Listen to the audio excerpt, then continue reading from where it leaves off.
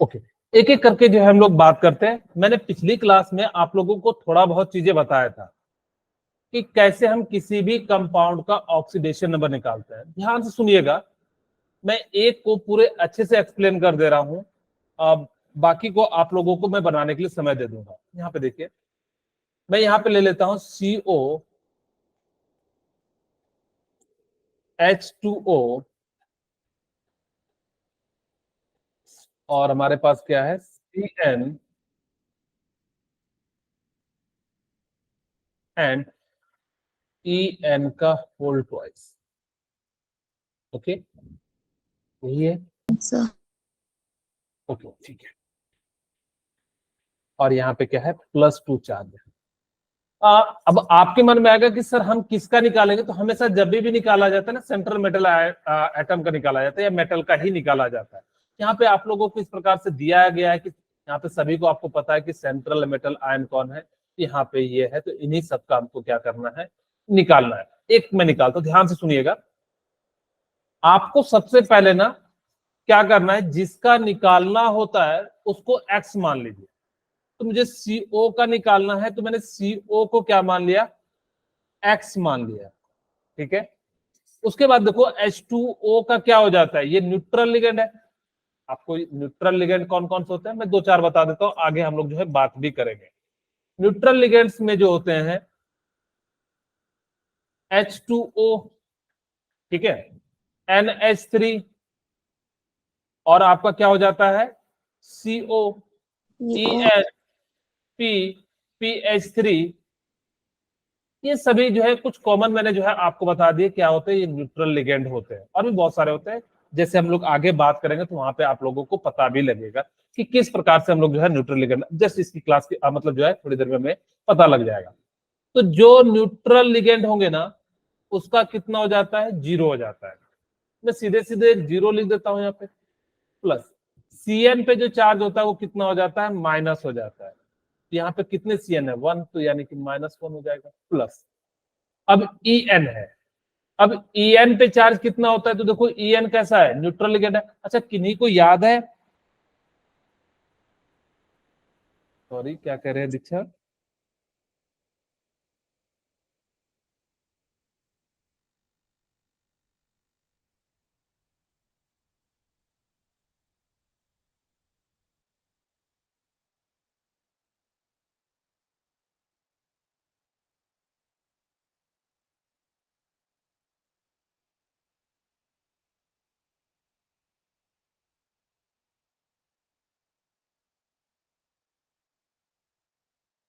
Okay ठीक है, just थोड़ी देर दीक्षा रुकिए, इसको कंप्लीट करते फिर चीजें जो है बताते हैं। ओके, अब यहाँ पे ध्यान से सुनिए कि आपके पास EN कैसा है, न्यूट्रल लिगेंड है, तो न्यूट्रल लिगेंड का क्या हो जाएगा, 0 जीरो हो जाएगा। 0 यहाँ पे 0 हो जाएगा। और जो भी चार्ज होगा ना, यहाँ पे प्लस है तो +2 लिख दीजिएगा, -2 है तो -2 लिख दीजिएगा, अगर जब कुछ नहीं है तो क्या लिख देंगे, 0 लिख देंगे। तो x इक्वल टू कितना हो जाएगा, यहाँ से देखिए -1 इक्वल टू +2, और x माइनस इधर जाएगा तो कितना हो जाएगा, 3 हो जाएगा। ओके, सिमिलरली आपके पास यहाँ पे अभी मैं बता रहा हूं कि इसकी जरूरत क्यों पड़ेगी। ठीक है, अब सिमिलरली क्योंकि आप जब नॉमेनक्लेचर यूज करोगे ना तो वहां पे आपको ऑक्सीडेशन नंबर जो है निकालना पड़ेगा, तो इसलिए आप लोगों को ध्यान से सीखना है। अब मैं निकालता हूं दूसरा PtCl4, और इस पे होल कितना चार्ज है, -2। ओके, हमेशा ध्यान रखिए किसका निकालना है, -2 का। तो यहाँ पे हम इसको x मान लेते हैं। एक Cl पे कितना चार्ज होता है, -1, और कितने Cl है, 4, और इस पे चार्ज कितना चार्ज है, -2, यानी कि इस प्रकार से लिख देंगे। तो x की वैल्यू कितनी हो जाएगी, -4 इक्वल टू -2, इधर जाएगा तो प्लस, x की वैल्यू कितनी हो गई, +2 हो गई। ओके ठीक है, थर्ड वन निकाल देता हूं थर्ड को। ओके, अब हमारे पास क्या है, CrNH3 का होल थ्राइस एंड Cl3, यही है। ओके, यहाँ पे ध्यान दीजिए कि सी आर कितना है, सी आर का सॉरी सेंट्रल मेटल आयन का निकालना, तो एक्स हो जाएगा प्लस अमोनिया का कितना हो जाता है 0 जीरो, 0 और एक क्लोरीन पे कितना होता है -1, और कितने क्लोरीन है 3, यहाँ पे कितना हो जाएगा। अब बताओ टोटल चार्ज इस पे कितना है, यहाँ पे कितना चार्ज है कोई बताना, 0 जीरो, कुछ नहीं है तो यानी कि क्या हो जाएगा 0, और इसको सॉल्व करते तो एक्स की वैल्यू क्या हो जाएगी 3 हो जाएगी। ठीक है ओके। अब यहाँ पे देखो CO Br2 En का होल ट्वाइस, और कितना प्लस है, एक प्लस है। ओके ठीक है। अब देखो मुझे क्या निकालना है, सेंट्रल मेटल या जो भी मेटल है उसका निकालना है। तो ब्रोमीन जो होते हैं उसका कितना हो जाता है माइनस, -1 यानी कि सीधे सीधे मैं लिख देता हूं -2। En का कितना होता है 0, क्योंकि ये कैसा है न्यूट्रल लिगेंड। 0 ओके तो यहाँ पे हम लोग कितना लिख सकते हैं 0, और इस पे चार्ज कितना है +1, तो यहाँ पे कितना लिख देंगे 1 लिख दो या +1 लिख दो। ठीक है मैं यहाँ पे क्या लिख देता हूँ 1 लिख देता हूँ। तो एक्स की वैल्यू माइनस इधर जाएगा तो कितना हो जाएगा 3। ओके सिमिलरली अब यहाँ पे हम लोग क्या लिखेंगे K3 एंड FeCN का होल 6। ठीक है अब हमारे पास क्या हो जाएगा कि आपके पास क्या निकालना है, सेंट्रल मेटल K3 का, पोटासियम का आपको पता है कितना हो जाता है +1, और कितने एटम है 3, यहाँ पे इस प्रकार से प्लस Fe एक्स हो जाएगा, और Cn कितना हो जाएगा -1 -1 इक्वल टू चार्ज कितना हो जाएगा 0। तो एक्स की 0 वैल्यू -3, और उधर जाएगा तो कितना हो जाएगा +3। यहाँ पे इसका कितना हो जाएगा इस तरह से +3 हो जाएगा। ओके बाकी जो है आप लोग इसको और इसको सॉल्व कीजिए तब तक। मैं बता रहा हूं कि यही परफेक्ट टाइम होता है अपनी लाइफ में अपने आप को प्रूव करने का। मैं आपको एक कहानी सुनाता हूँ, छोटी सी है। हमारे पास कई बार लोगों के पास साधन नहीं होता है, और फिर भी जो है दुनिया वो बहुत आगे बढ़ जाती है। आप लोग अगर जब कभी, एक मैं सुन रहा था कि एक जो लड़का था वो दूसरे के पास लेबरी करता था, और एक तो बिहार की मैं एक कहानी बताता हूँ, एक लड़की थी, उसने कहा कि सर मेरी क्लास जो है ना इवनिंग में नहीं करो।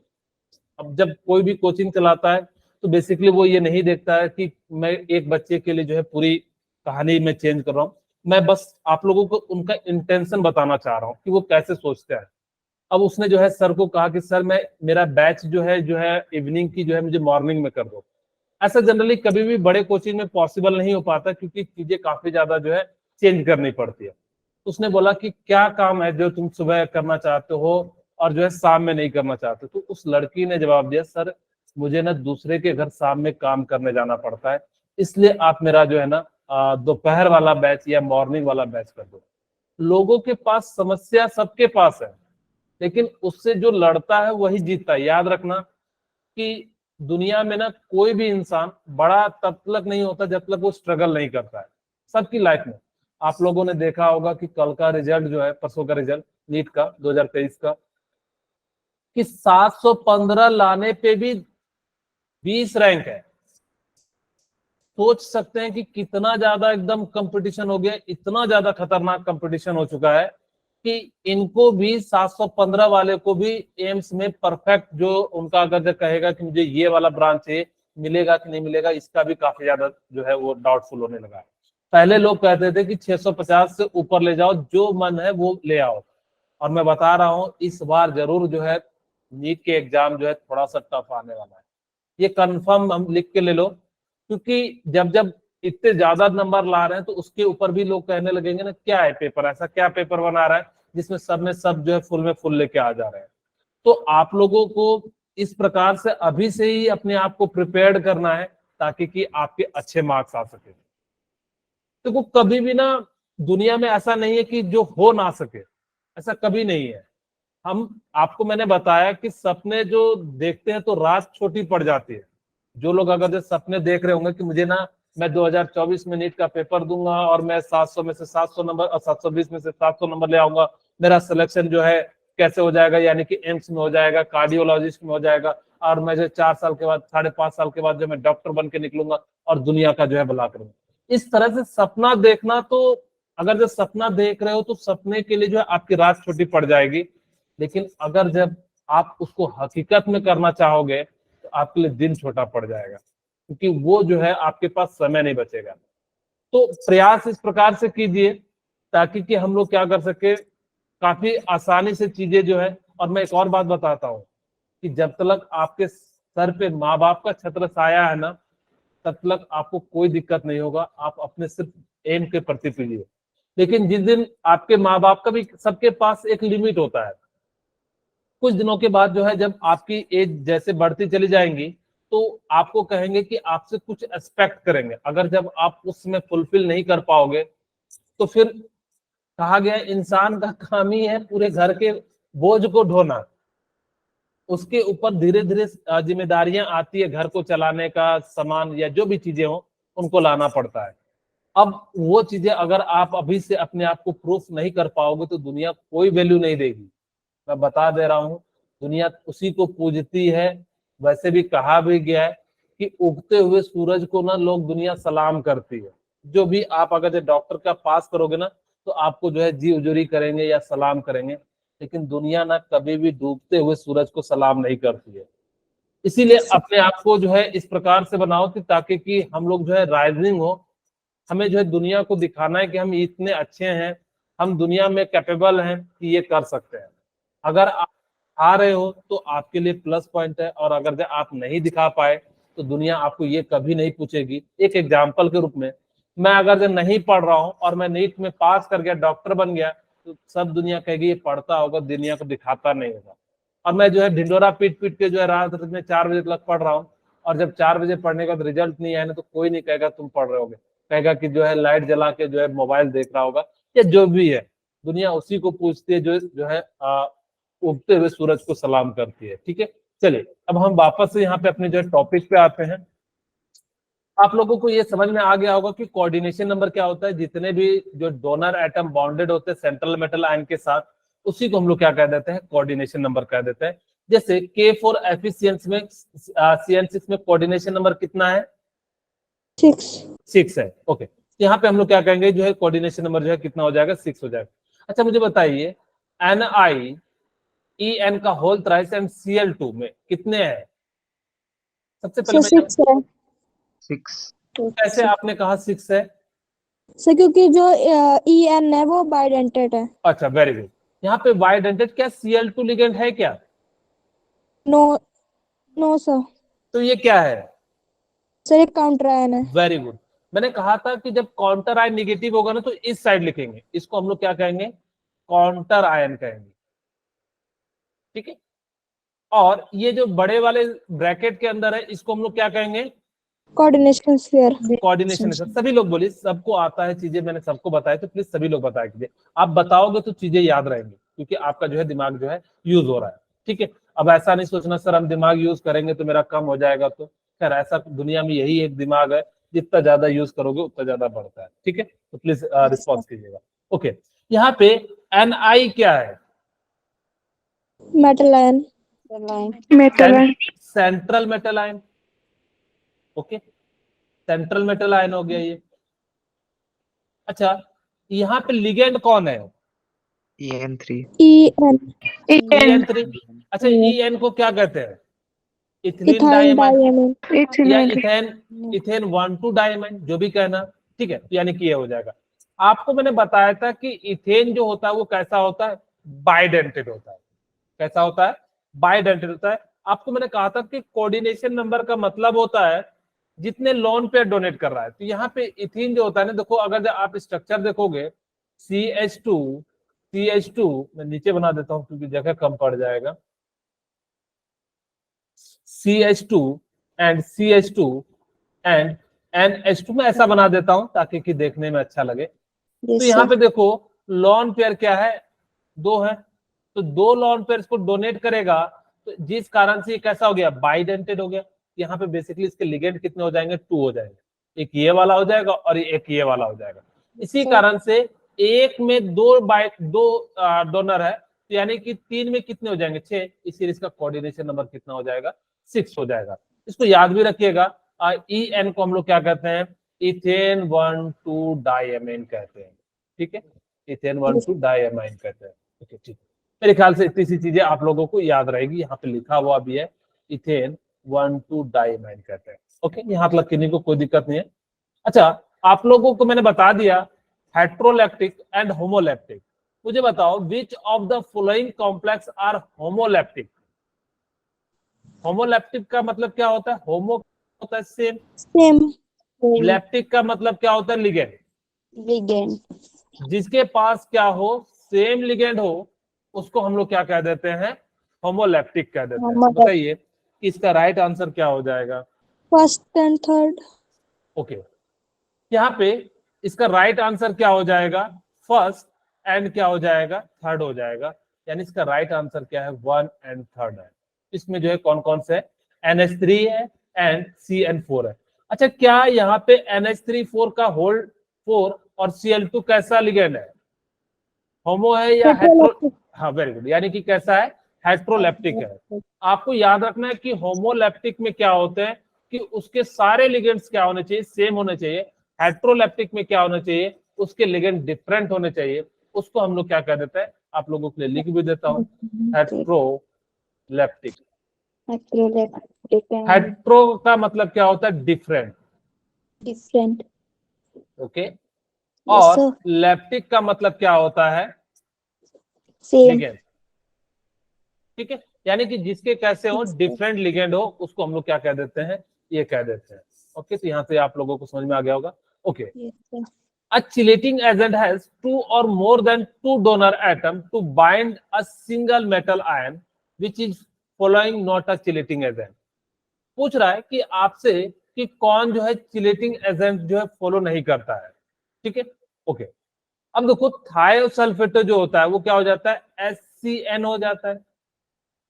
ओके, थायोसाइनेटो क्या हो गया? थाइसल्फेनेट हो गया। अच्छा ओके, तो यहाँ पे SO4- हो जाता है। ऑक्सिलेट क्या हो जाता है? COO- हो जाता है। ठीक है, तो मैंने कहा था कि यूनिडेंटेड एंड एम्बीडेंटेड ये कभी भी चिलेशन का फॉर्मेशन नहीं करते हैं। ठीक है, ये कभी भी क्या करते हैं? इथीन 1,2 डाइमीन तो करता है, ग्लाइसिनेट भी करता है, और आपके पास ऑक्सिलेटो में भी क्या होता है कि 2 होते हैं, और थायोसल्फेटो जो होता है बाइडेंटेड होता है, लेकिन यहाँ पे क्या करता है? वो चिलेशन का फॉर्मेशन, सॉरी एम्बीडेंटेड होता है, इसीलिए वो क्या करता है? एक लॉन पेयर को डोनेट करता है और उसको जो है क्या करता है? नहीं करता है। ओके, मैं इसको ना आपको वर्नर थ्योरी को पहले मैं समझाता हूं अपने तरीके से, फिर ये सारी चीजें आपको खुद ही समझ में आ जाएगी। ठीक है, मैं सबसे पहले ये बात समझाता हूँ वर्नर थ्योरी कहता क्या है, ध्यान से सुनिएगा। वो बेसिकली ना 2 बातें कहता है। वो कहता है किस चीज पे? Primary valency and secondary valency पे। वो कहता है कि in coordination metal exhibit 2 type of valency. और मैं यहां पे लिख देता हूं वर्नर थ्योरी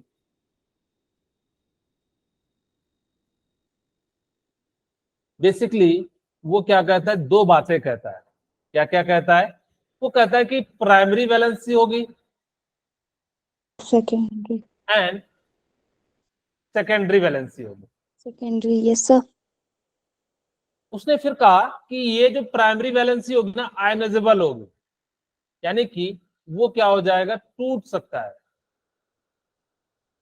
कोई दिक्कत नहीं। फिर इन्होंने कहा कि जो सेकेंडरी वैलेंसी है ना, वो नॉन आयनाइजेबल है।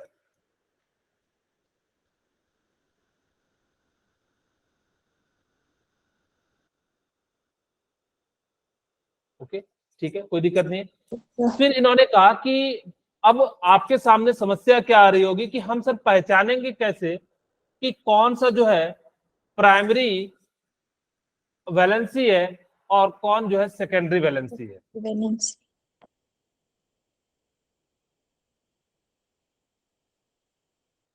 ओके, तो मैं आपको एक छोटी सी बात बताता हूं जिससे आप बड़े आसानी से क्या कर सकते हो? पहचान सकते हो।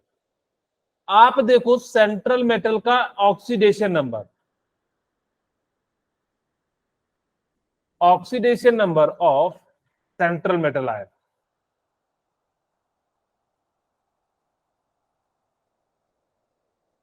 Oxidation of central metal,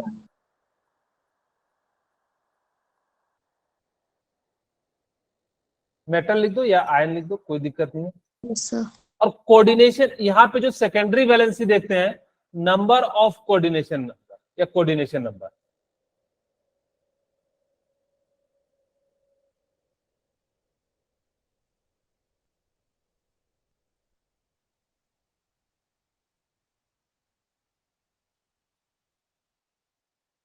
okay, अब ये Yes, sir. जो बेसिकली ये कहता है वर्नर थ्योरी, सीधे सीधे एक बार क्वेश्चन पूछा गया था, प्राइमरी वैलेंसी जो होती है वो कैसा होता है, तो आप लोग को बताना है वो कैसा होता है, आयनाइजेबल हो जाता है। ठीक है, ओके।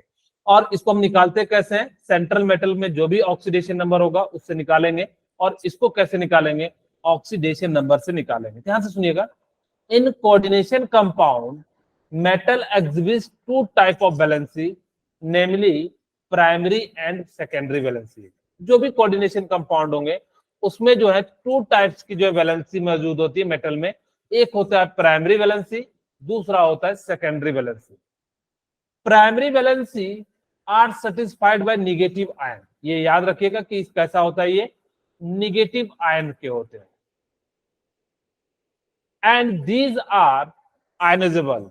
और ये दीज क्या होते हैं, यानी कि जो भी होते हैं, यानी कि जो प्राइमरी वैलेंसी होते हैं वो आयनाइजेबल होते हैं। अभी जस्ट आपको एग्जांपल दूंगा तो आपको ज्यादा क्लियरिटी आएगी। It is represented by dot line, ये बहुत ध्यान से याद रखिएगा कि इसको हम लोग, जो प्राइमरी वैलेंसी होती है उसको हम लोग किससे रिप्रेजेंट करते हैं, डॉटेड लाइन से। डॉटेड, अभी जस्ट आपको जो है स्ट्रक्चर देखे होंगे तो ज्यादा समझ में आ जाएगा कि क्या हम कहना चाह रहे हैं। Okay, the primary valency corresponds to the oxidation number of metal ion। इन्होंने कहा कि जो प्राइमरी वैलेंसी है वो सीधे सीधे किसके बराबर हो जाती है, ऑक्सीडेशन नंबर के बराबर हो जाती है। Okay, secondary valency are non ionizable, ये सेकेंडरी वैलेंसी कैसी होती है, non ionizable and satisfied by both negative and neutral होता है। ये जो सेकेंडरी वैलेंसी है वो कैसे होती है, या तो निगेटिव होगी या न्यूट्रल होगी। It is represented by through solid line, और इसको हम लोग कैसे रिप्रेजेंट करते हैं, सॉलिड लाइन से हम लोग क्या करते हैं, रिप्रेजेंट करते हैं। The secondary valency refers as the coordination number of metal ion, और इसको हम लोग क्या करते हैं, जो है कोऑर्डिनेशन नंबर से जो है क्या करते हैं, रिप्रेजेंट करते हैं। अब यहाँ पे ध्यान से सुनिए, जैसे यहाँ पे देखो, यहाँ पे मैं आप लोगों को समझाने का प्रयास करता हूँ, ध्यान से सुनिएगा। CO आपके सामने डॉटेड लाइन से हमने किसको रिप्रेजेंट करने कहा था, याद है आप लोगों को, प्राइमरी वैलेंसी। प्राइमरी वैलेंसी को हमने क्या कहा था, रिप्रेजेंट करने। तो जितने भी डॉटेड वाले होंगे उसको हम लोग क्या कर देते हैं, प्राइमरी वैलेंसी से डिनोट कर देते हैं, कुछ इस प्रकार से। ठीक है,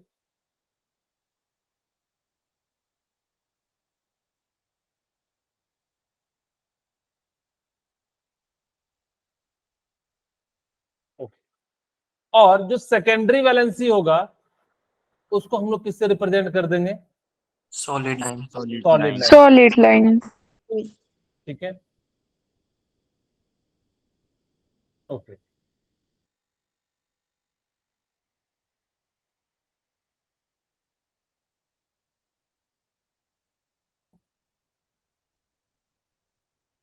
ओके, ठीक है, कितने हैं यहाँ पे, 2 2 4 2 6, 2 2 4 2 5 एंड एक 6 यहाँ पे डाल देते हैं। इस प्रकार से हो गया। ओके, तो यानी कि ये जो होता है, अब इसी चीज को रिप्रेजेंट करने के लिए ना इन लोगों ने क्या करा कि एक सर्कुलर फॉर्म बना दिया। ठीक है, जैसे देखिए यहाँ पे क्या बनाया, इन्होंने क्या करा कि CO लिया, ये जो है सेकेंडरी वैलेंसी है, इसको हम लोग क्या कहते हैं, सेकेंडरी वैलेंसी कहते हैं, जो येलो लाइन से, यानी कि इसको हम लोग क्या कहते हैं, सेकेंडरी वैलेंसी। सेकेंडरी वैलेंसी को हम लोग कैसे निकालते हैं, number of coordination number. Okay, ठीक है, वेरी गुड। अच्छा, जो Cl है वो कैसा है, सेकेंडरी वैलेंसी है, सॉरी प्राइमरी वैलेंसी है। प्राइमरी वैलेंसी जो है आयनाइजेबल होती है। तो सर ठीक है, मैं ये तो समझ गया कि सर कोऑर्डिनेशन नंबर देखेंगे, लेकिन मेरे को ये बताओ कि सर मेरे को पता कैसे लगेगा, एक एग्जांपल के साथ बताओ कि कौन प्राइमरी वैलेंसी है, कौन सेकेंडरी वैलेंसी है। चलिए मैं एक एग्जांपल के साथ जो है आपको समझाने का प्रयास करता हूं। ओके, मैं यहाँ पे एक एग्जांपल ले लेता हूँ, कोई सा भी एक पुराना एग्जांपल ले लेते हैं, क्योंकि इसको अभी मैं कराऊंगा। एक सॉरी 1 मिनट, आगे बढ़ गए। एक मैं सिंपल सा एग्जांपल लेना चाहता हूं। जैसे मैंने लिया CO या NiCN4 ले लिया, ऐसे ले लेते हैं, एक ऐड कर देते हैं, ठीक है। NiCN का होल 4 और यहाँ पे कितना चार्ज हो जाएगा, तो K2 ले लेते हैं। ओके, ठीक है। Yes sir. अब देखो ये कोऑर्डिनेशन नंबर है, ये तो आप कहोगे कि सर इसका 4 है, तो ये तो हम सेकेंडरी वैलेंसी यूज कर लेंगे। अब आप मुझे बताओ कि यहाँ पे प्राइमरी वैलेंसी कहाँ पे यूज करेंगे। जैसे आपसे पूछा ना कि यहाँ पे जो है आप बताओ किसको जो है यूज करोगे। जैसे यहाँ पे देखो CO, इसका जो स्ट्रक्चर बनेगा वो कैसा बनेगा, मैं ये बना देता हूं। CO और NH3 का होल 6 एंड क्या बन जाएगा, Cl3 बन जाएगा। ये जो होता है इसी को हम लोग क्या कह देते हैं, प्राइमरी वैलेंस कहते हैं, प्राइमरी। और इसको हम लोग क्या कह देते हैं, सेकेंडरी वैलेंस। कहोगे सर आपने अभी तो बताया कि oxidation number of central metal. Actually ये सेंट्रल मेटल में जितना पॉजिटिव होगा ना वही काउंटर में ही तो आ रहा होगा। आपसे नंबर पूछ रहा है, और अगर जो हमने यहाँ पे क्या बताया, नाम बताया, ध्यान से सुनना मैं क्या कह रहा हूं। मैं अभी आप लोग के मन में आ रहा होगा कि सर आपने अभी कहा, यहाँ पे देखिए वापस से मैं आपको दिखाता हूँ टेबल। आपने कहा कि प्राइमरी वैलेंस जो है वो क्या बताता है, oxidation number. The primary valence correspondence to the oxidation number of metal ion. फिर आप कहोगे कि सर आपने तो Cl3 लिख दिया। एक्चुअली हमने क्या किया कि आपको जितना ये आपसे नंबर पूछेगा तब तो आप सीधे सीधे ये बता सकते हो किसके अंदर क्या है, लेकिन मैंने ये बताया कि अगर जो आपके पास इस तरह से हो तो हम लोग कैसे निकालेंगे। मेरी बात को समझ में आ रही है कि नहीं आ रही है? Yes sir. ओके, मेरी बात समझ में आ रही है? Yes sir. ओके, ठीक है। अब हमें जो है बेसिकली आपसे पूछा गया कि अगर जब आपसे नंबर पूछा तब तो आप सीधे सीधे कह दोगे, लेकिन इन केस ऐसा अगर जब पूछ दिया कि कहाँ पे क्या है तो आप सीधे सीधे, आपको मैं सिंपल शब्दों में बताऊं तो आपसे नंबर पूछेगा कि कितना है, तो आप सीधे सीधे क्या कर सकते हो, आप बता सकते हो। यहाँ पे देखो इन्होंने लिखा है inner and outer sphere attraction in coordination compound. इनके बीच क्या होता है, अच्छा कभी भी कोऑर्डिनेट बॉन्ड बनता है ना तो उसके अंदर अट्रैक्शन भी होता है एंड रिपल्सन भी होता है, दोनों होता है। तो डिपेंड करता है कि ज्यादा अट्रैक्शन होता है जिस कारण से वो क्या होते हैं, बंधे होते हैं। ओके, ठीक है। किन्हीं को यहाँ तक अगर जब कोई दिक्कत है तो मुझे बताइए, अगर जब किन्हीं के मन में यहाँ लगा। अब कहोगे सर आपने ये वाला टेबल तो समझाया नहीं। इस टेबल को समझाने से पहले मैं यहाँ पे आपको एक और चीजें जो है समझाना चाहता हूँ, इस एग्जाम्पल के साथ समझाना चाहता हूँ। आपकी एनसीईआरटी बुक में AgCl के साथ रिएक्शन कराया जाता है और कई बार क्वेश्चन भी पूछा जाता है, ठीक है। तो हम लोग कैसे इसको टेकल करेंगे, तो ध्यान से सुनिएगा हम लोग कैसे इसको टेकल करते हैं। PdCl2 4NH3 में आपसे पूछा जाएगा कि बताओ कि कितना यहाँ पे एक्सेस AgNO3 कि कितना जो है आपका AgCl का मोल बनेगा। खैर आप लोग ध्यान से सुनिएगा, मैं एक क्वेश्चन को समझाने का प्रयास कर रहा हूं। PdCl2 डॉट 4NH3 है, ठीक है। अब इसको AgNO3 के साथ रिएक्शन कराना है, और AgNO3 जो होता है वो एक्सेस में होता है, यहाँ कहीं लिखा भी होगा, देखो यहाँ लिखा है एक्सेस में है, तो यानी कि ये तो कम नहीं होगा। और ये कहता है कि प्रोडक्ट बनता है और साथ में क्या प्रोड्यूस हो जाता है, आपका AgCl प्रोड्यूस हो जाता है, ठीक है। अब कितना मोल होगा, यहाँ पे ध्यान से सुनिएगा। एक्चुअली ना मैं इसको सही तरीके से अरेंज करके लिखता हूं। अब देखो PdCl2 यानी कि 2 मोल हो रहा होगा, आपको कुछ दिया रहेगा कि कितना मोल जो है AgCl आ रहा है, 2 मोल आ रहा है, तो इसका स्ट्रक्चर आपसे बेसिकली पूछेगा। तो जितना मोल आपको मैंने थोड़ी देर पहले बताया कि कोऑर्डिनेशन स्पेयर के बाहर जो होगा उसी का वही आयन में कन्वर्ट होगा। बोलिए क्या इतनी सी बात आपको याद है? यस मैंने क्या कहा कि कोऑर्डिनेशन स्पेयर के बाहर होगा वही जो है आपका क्या होगा कि जो है आयन में कन्वर्ट होगा। तो यहां पे हम देखिए क्या करते हैं, PdNH3 का होल 4 और इसको ब्रैकेट में करके जो है Cl2 कर देते हैं। और अब हम जो है AgNO3 के साथ रिएक्शन कराते हैं। अब यहां से कराओगे तो यहाँ पे कितना मोल बन जाएगा, 2AgCl बन जाएगा, ठीक है। और यहाँ पे क्या आ जाएगा, NO3 आ जाएगा। ओके, अब जो आपसे जो इसका कॉम्प्लेक्स का स्ट्रक्चर है वो पूछेगा। जैसे देखो यहाँ पे एक क्वेश्चन है आपके सामने, ये कहता है कि व्हेन 1 मोल ऑफ Cr, तो ज्यादा आपको समझ में आएगा, CrCl3 की मतलब जब क्वेश्चन के फॉर्म में आता है तो हम लोगों को जो है चीजें जो है क्लियर हो जाती है। कुछ इस प्रकार से दिया है, और AgNO3 आपको एक्सेस में दिया हुआ है, ये एक्सेस में, एक्सेस में, तो इसका मतलब है कभी भी खत्म नहीं होगा, जब भी खत्म होगा वो क्या होगा, ये होगा। और वो कहता है कि 3 मोल AgCl बन रहा है, तो देखिए 3 मोल AgCl बन गया। ओके, ठीक है। सर अब देखो आपको किस प्रकार से अरेंज करना है कि 3 AgCl बने। आपको कॉम्प्लेक्स का फॉर्मेशन करना है, Cl को बाहर ले जाना है, इस प्रकार से ले जाइए ताकि कि वो क्या हो जाए, H2O, मैं ब्रैकेट में कर देता हूं 6, और यहां पे कितना हो जाएगा, Cl3। अब हम AgNO3 के साथ रिएक्शन कराएंगे, यहां से क्या बन जाएगा, Cl की 3 पे NO3 लगा दो, CrH2O का होल 6 एंड NO3, ठीक है। थ्राइस है तो थ्राइस कर दो। ओके, ठीक है, यानी कि इस प्रकार से क्या हो जाएगा, और यहाँ पे 3 AgCl बन जाएगा। तो आपके पास बताओ कि इसका राइट स्ट्रक्चर कौन सा हो गया, डी। डी। आपको इसी टाइप का क्वेश्चन पूछा जाता है, आपको ये नहीं पूछा जाएगा कि यहाँ पे क्या बन रहा है, वो बेसिकली आपसे इस कॉम्प्लेक्स का जो है ना अरेंजमेंट पूछा जा रहा है। सिमिलरली वापस अपने पुराने क्वेश्चन में आते हैं। अब देखो यहाँ पे निकेल है, ठीक है, तो निकेल NiCl2 और क्या है हमारे पास 6H2O, और वो कहता है कि जब आप इसको AgNO3 के साथ रिएक्ट कराते हो तो कितना मोल बन रहा है, 2 मोल बन रहा है। तो आपसे पूछ रहा है कि इसका जो है कोऑर्डिनेशन कंपाउंड जो होगा वो क्या होगा। कहोगे सर बहुत ही आसान है, जितना यहाँ Cl है यहाँ पे 2Cl है तो 2Cl को बाहर ले जाओ। मैंने कहा वाह, वेरी गुड, बहुत सही, H2O एंड 6, और यहाँ पे हमने क्या कर दिया, Cl2, यही इसका कोऑर्डिनेशन बन गया। अब देखो दूसरा क्वेश्चन आपसे पूछा PtCl4 एंड 2HCl,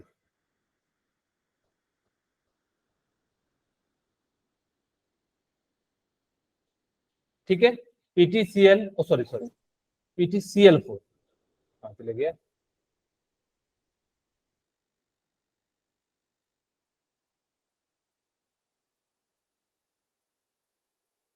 PtCl4 और हमारे पास है 2HCl,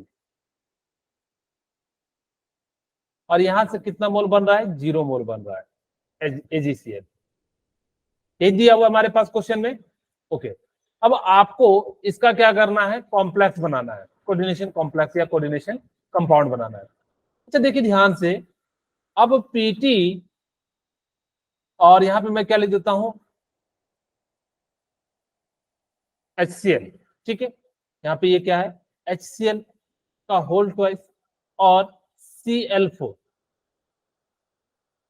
ठीक है। अब क्योंकि 0 मोल बन रहा है, मैंने आपको बताया है कि जब भी आयन में कन्वर्ट होगा या तो काउंटर आयन होगा या कॉम्प्लेक्स या कोऑर्डिनेशन स्पेयर के बाहर होगा। जब यहाँ पे 0 मोल बन रहा है इसका मतलब यहाँ पे Cl2 बाहर में क्या हो रहा होगा, कुछ भी नहीं होगा। क्या मेरी बात समझ में आ रही है कि नहीं आ रही है आप लोग को? Yes sir. ओके, ठीक है, तो यानी कि हमारे पास क्या हो जाएगा, PtHCl4 और इसका जो है कोऑर्डिनेशन कॉम्प्लेक्स ये हो जाएगा। आपके सामने मैं छोटा सा एक और एग्जांपल दे देता हूं, COCl3 एंड NH3, इसका कॉम्प्लेक्स बताओ क्या होगा, 4NH3, और यहां से 1 मोल बन रहा है, 1 मोल जो है क्या बन रहा है, CL3 लिखा है आपने, CL3 हाँ, लिखा है। Cl3 है ये।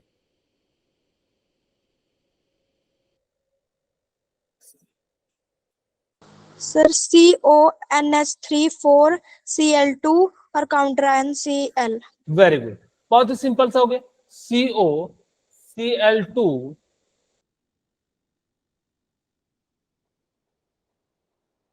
और NH3 का होल 4, और ये एक सीएल 1 मोल बन रहा है तो एक सीएल क्या कर देंगे, बाहर कर देंगे। आपको इस टाइप की एनसीईआरटी में देखो दिया हुआ है, आपसे ये पूछा PTCl4 का तो क्या लिखोगे, बताओ, कोई बताना चाहेंगे?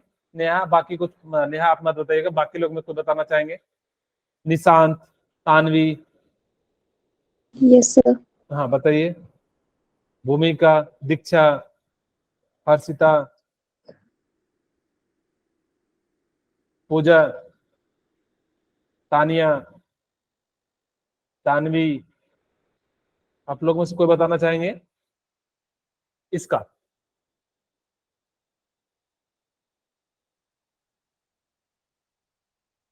बोलिए। चलिए मैं बना देता हूं, कई लोग सोच रहे होंगे सर मेरा नाम, okay Nishant, very good, thank you. ठीक है, अब देखो आपको मैंने कहा कि यहाँ पे 0 मोल बन रहा है, इसका मतलब है सीएल क्या हो रहा होगा, बाहर में कम होगा। ठीक है, आपको शायद दिख नहीं रहा होगा येलो कलर यहाँ पे, पीटी CL2, सीएल का ब्रैकेट में कर दीजिए, का होल 2 इज, और NH3 का होल ट्वाइस, ये जो हो जाएगा। ठीक है, ये हमारा क्या हो जाएगा, कॉम्प्लेक्स हो जाएगा, कोऑर्डिनेशन कॉम्प्लेक्स। ठीक है, ओके। अब यहाँ पे आपसे पूछा जाएगा कि लिगेंड कितना है, 2 4 हो जाएगा, 2 सीएल का, 2 अमोनिया का, 4 लिगेंड हो जाएगा। इसका कोऑर्डिनेशन नंबर कितना हो जाएगा, 4 4 हो जाएगा, वेरी गुड। यहाँ पे आपसे पूछा जाए PTCl2 NH3 में सेकेंडरी बैलेंस कितने हैं, number of ligand secondary balance मतलब 4 हो जाएगा। 4 प्राइमरी बैलेंस कितना हो जाएगा, oxidation number of central metal ion, यहाँ पे कितना हो जाएगा कि इसका ऑक्सीडेशन नंबर जो आप निकालोगे तो कितना हो जाएगा, -Cl2, तो यहाँ पे +2, इसका प्राइमरी बैलेंस कितना हो जाएगा, 2 हो जाएगा। बोलिए, क्या यहाँ तक किन्हीं को कोई दिक्कत है बता दीजिए। No sir. अच्छा, आपसे इसमें पूछा जाए कि बताओ कि इसकी secondary valence and primary valence कितनी हो जाएगी, तो सेकेंडरी बैलेंस तो आप लोग कहोगे सर अमोनिया 4 है, Cl2 है, तो यानी कि 6 हो गया। और आपसे पूछा जाए इसका बताओ कि इसका सेकेंडरी प्राइमरी बैलेंस कितना है, तो कई बच्चे बताएंगे कि सर इसका प्राइमरी बैलेंस CO को X मान लीजिए, -1 और इंटू 2, और NH3 0 होता है, और Cl पे कितना हो जाता है, -1। ठीक है, इक्वल, यस सर। और यहां से कितना हो जाएगा, x इक्वल टू -3, और यहाँ पे कितना हो जाएगा 3, और इसका प्राइमरी बैलेंस कितना हो जाएगा, 3 हो जाएगा। क्या आप लोगों को प्राइमरी और सेकेंडरी बैलेंस के क्वेश्चन आएंगे तो आप लोग सॉल्व कर लेंगे? Yes sir. Yes sir. ठीक है, ओके, किन्हीं को कोई दिक्कत तो नहीं आएगा ना प्राइमरी और सेकेंडरी में? नो हाँ सर। बोलिए सर तानवी। एक बार रिपीट कर दो। ओके ठीक है, मैं एक एग्जाम्पल के साथ समझाने का प्रयास करता हूं। जैसे यहाँ पे आपके सामने लेता हूं एक Cr, ध्यान से सुनिएगा, CrH2O का होल 6 एंड जो है Cl3 ले लेता है। मैंने कहा प्राइमरी बैलेंस जो होते हैं वो आयनाइजेबल होते हैं, या जिसको निकालने के लिए हम लोग क्या करते हैं, कोऑर्डिनेशन नंबर से निकालते हैं, सॉरी ऑक्सीडेशन नंबर से निकालते हैं प्राइमरी बैलेंस। हमने कहा कि भाई देखो सेंट्रल मेटल का जो है क्या है, कोऑर्डिनेशन नंबर कितने हैं, तो यहां से हमने निकाला तो कोऑर्डिनेशन नंबर क्या हो जाएगा, Cl-3, और उधर जाएगा तो +3, यानी कि क्रोमियम पे +3 है, तो इसलिए इसका प्राइमरी बैलेंस कितना हो जाएगा, 3 हो जाएगा।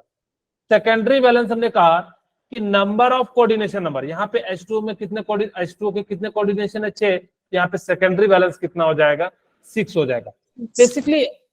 हाँ बोलिए तानवी, कुछ पूछना चाह रहे हैं? No sir. मैंने कहा कि प्राइमरी बैलेंस जो होता है वो आयनाइजेबल होता है। ध्यान से फिर से वापस यहाँ पे चलिए, वार्नर थ्योरी के अनुसार से प्राइमरी बैलेंस जो होता है उस पर चार्ज कैसा होता है, नेगेटिव होता है। सेकेंडरी बैलेंस के अनुसार से क्या होता है, जो है वो कैसा हो जाएगा आपका, नेगेटिव एंड न्यूट्रल हो जाएगा। मैंने लिख दिया क्या, सॉरी, ओके, यहाँ पे नेगेटिव एंड क्या हो जाता है, न्यूट्रल्स हो जाता है, दोनों होता है। सेकेंडरी बैलेंस क्या हो जाता है, नेगेटिव एंड न्यूट्रल होता है, और प्राइमरी बैलेंस जो होता है वो हमेशा कैसा हो जाता है, नेगेटिव आयंस होता है। ठीक है, तुमने कहा कि जो प्राइमरी बैलेंस होंगे वो आपको कैसे निकालोगे, मेटल का ऑक्सीडेशन नंबर निकालोगे, सेकेंडरी बैलेंस कैसे निकालोगे, कोऑर्डिनेशन नंबर ऑफ जो है क्या निकालोगे, मेटल आयन का या सेंट्रल मेटल आयन का निकालोगे। तो यहाँ से आपको क्या पता लग जाएगा, primary balance and secondary balance पता लग जाएगा। ओके, ठीक है, यहाँ तक कहोगे सर मुझे समझ में आ गया चीजें। अब आगे हम बात करते हैं किसे कॉम्प्लेक्स सॉल्ट कहते हैं और किसे डबल सॉल्ट कहते हैं। एक्चुअली जितने भी कोऑर्डिनेशन कंपाउंड होते हैं ना वो सभी के सभी कॉम्प्लेक्स होते हैं। ठीक है, कोई भी आपसे ये लिख दे कि सिंपल होता है या सिंपल कॉम्प्लेक्स, ऐसा कुछ होता नहीं है। या तो कॉम्प्लेक्स होगा वो, या तो क्या हो जाएगा डबल सॉल्ट होगा। तो वो क्या लिखता है, both double salt as well as complex are form by the combination of two more stable compound in stoichiometric ratio. आपको डबल सॉल्ट का मतलब क्या हो जाता है कि जो दो सॉल्ट से मिलकर बने होते हैं। तीनों के नाम जरूर याद रखिएगा, तीनों एग्जाम में पूछे जा चुके हैं। मैं आपको पहला बताता हूं, कार्नालाइट। ठीक है, ओके, कार्नालाइट का जो स्ट्रक्चर होता है, जो मॉलिक्यूल्स होता है वो KCl एंड MgCl2 होता है। ठीक है, .6H2O होता है।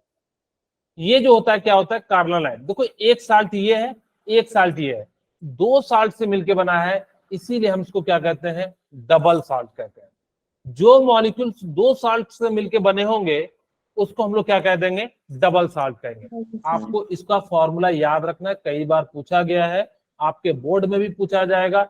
सीधे सीधे वो पूछेगा कि कार्नालाइट का स्ट्रक्चर क्या होगा या कब फॉर्मूला बताओ, तो आप लोग क्या कहोगे, KCl MgCl2 6H2O। ओके, आपको मैं पोटास एलम याद करा देता हूं।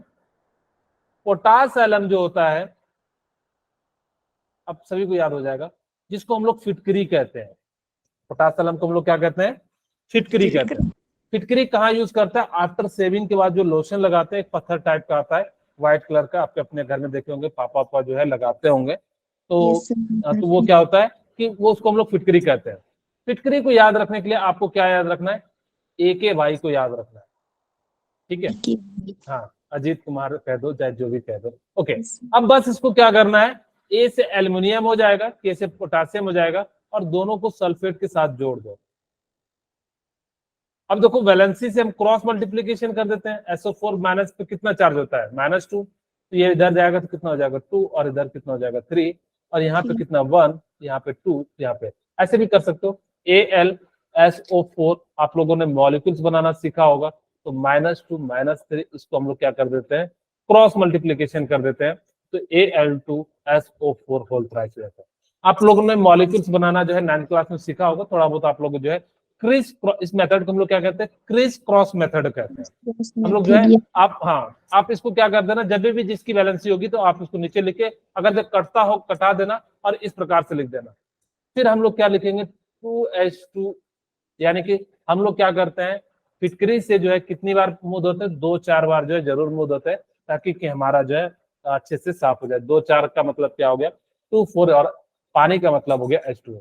थोड़ा बहुत आप लोगों को एडजस्ट कर लेना, आप इस प्रकार से याद रखना कि पोटास एलम को हम लोग क्या कहते हैं, इसको हम लोग फिटकरी कहते हैं। अब बस फिटकरी का नाम क्या याद रखना कि अजीत कुमार जो फिटकरी का यूज करता है, और साथ में जो है सल्फेट को जोड़ देना, और कितनी बार मुद होते हैं, तो 2-4 बार जो है मुद होते हैं। इस प्रकार से आपको याद हो जाएगा कि कितना मॉलिक्यूल्स होता है, 24 मॉलिक्यूल्स होता है। ओके, दूसरा आपके पास पोटास एलम।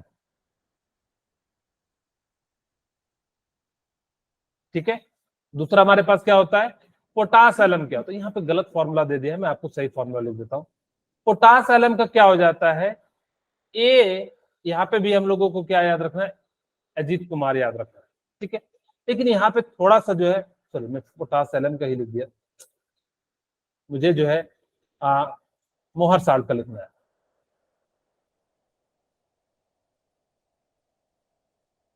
ठीक है, ओके, मोहर में आयरन और अमोनिया याद रख लेना। ओके, अब देखो आयरन के साथ भी क्या करना है, सल्फेट जोड़ना, SO4, और यहां भी क्या जोड़ देंगे, SO4 जोड़ देंगे।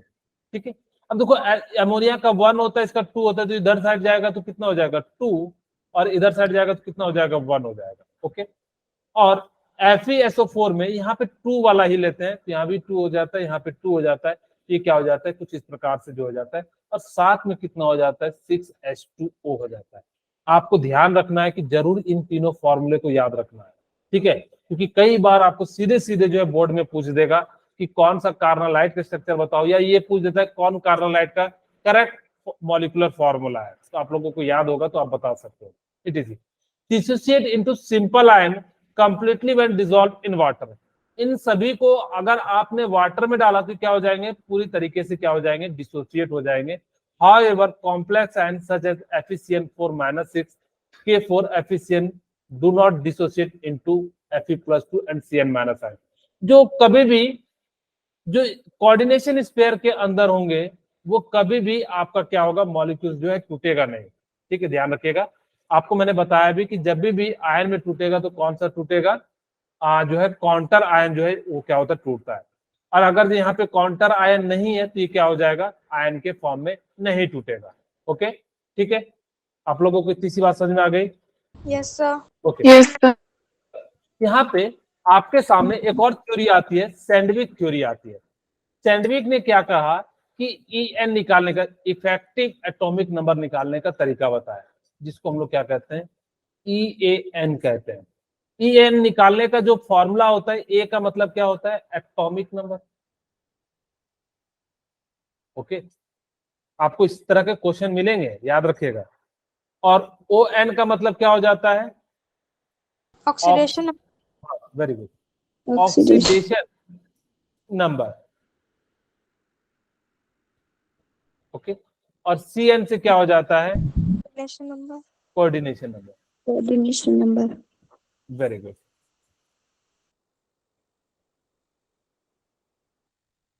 ओके, ठीक है, तो इस प्रकार से आप कहोगे सर एक एग्जांपल दे दो, मैं यहाँ पे एक एग्जांपल दे देता हूँ। FeCN का होल 6, और यहाँ पे हमारे पास कितना है, कितना चार्ज हो जाएगा, 6, और यहाँ पे +3, यहाँ पे K3 यूज कर लो। अच्छा, कहोगे सर हम किसका निकालेंगे, तो सेंट्रल मेटल आयन का निकालते हैं। इफेक्टिव एटॉमिक नंबर जो है किसका निकलेगा, सेंट्रल मेटल Fe का। तो देखो एटॉमिक नंबर जो है कितना होता है आयरन का, याद है, 26। ओके, 26. अब यहाँ पे इसका ऑक्सीडेशन नंबर निकाल लो। अब Cn-6 हो जाएगा और K+3 हो जाएगा, तो यहाँ पे कितना हो जाएगा, +3। यहाँ पे ऑक्सीडेशन नंबर कितना हो जाएगा, +3। कोऑर्डिनेशन नंबर कितना है, कितना बताइए, कोऑर्डिनेशन नंबर 6, यानी कि जो इसको लिखेंगे और इनटू कितना हो जाएगा, 2, क्योंकि 2 टाइम्स ऑफ Cn है, तो हम लोग क्या करेंगे, इस प्रकार से लिखेंगे।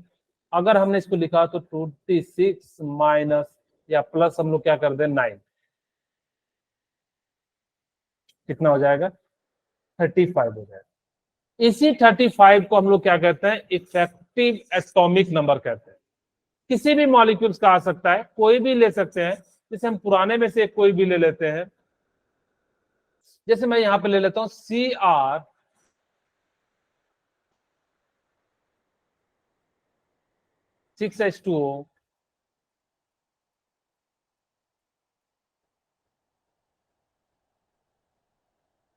और Cl2 ले लेता हूं, सॉरी Cl3 ले लेता हूं, ठीक है, यही फॉर्मूला है। अब आपसे पूछा जाए कि इफेक्टिव एटॉमिक नंबर बताइए, तो हम कहेंगे भाई क्रोमियम का एटॉमिक नंबर कितना होता है, याद है आप लोगों को, 24 होता है। ओके, ठीक है, वेरी गुड। अच्छा, यहाँ पे बताओ इसका ऑक्सीडेशन नंबर कितना हो जाएगा, -3। आप लोगों को मैंने निकालने तो आप लोगों को आया है कि नहीं आया oxidation number, okay, Yes, sir. -3, और इसका लिगेंड कितना हो जाएगा, 6 × 2, तो कितना हो जाएगा, 12, और इसकी वैल्यू कितनी हो जाएगी, 21, और 12 कितना हो जाएगा, 33। 33. इसका क्या हो जाएगा, ये जो हो जाएगा इफेक्टिव एटॉमिक नंबर।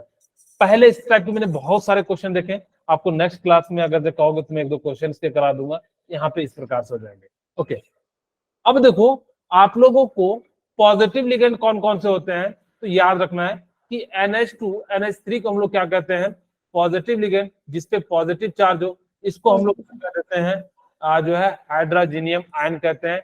और नेम जो लिखोगे जब वहां पे क्या लिखोगे, हाइड्रोजीनियम यूज करोगे, ठीक है।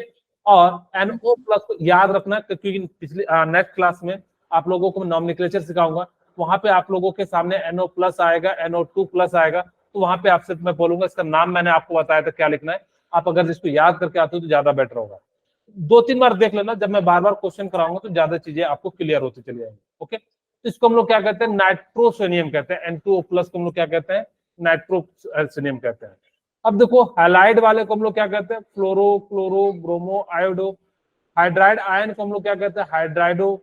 नाइट्रो को क्या कहते हैं, नाइट्रो। ON माइनस को नाइट्राइटो, और यहाँ पे हम लोग क्या कहते हैं, NO3 को नाइट्राइटो, और यहाँ पे OH माइनस को हाइड्रोक्सो, NH2 माइनस को हम लोग क्या कह देते हैं, अमीडो। बेसिकली निगेट इसमें जो है ना O जोड़ दो, जितने भी होंगे ना, आपको आगे जब मैं नॉमेनक्लेचर बताऊंगा तो ID को हटाओ, IDO को जोड़ो, यहाँ पे सिंपली जो है O को जोड़ते चले जाओ, आपका जो है E को हटाओ और O को जोड़ो, तो आपका जो है काम बन जाएगा।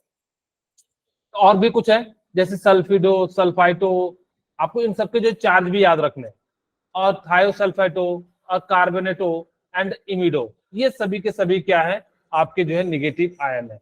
न्यूट्रल लिगेंड क्या क्या है, NH3, H2O, NO, CO, CS and PH3।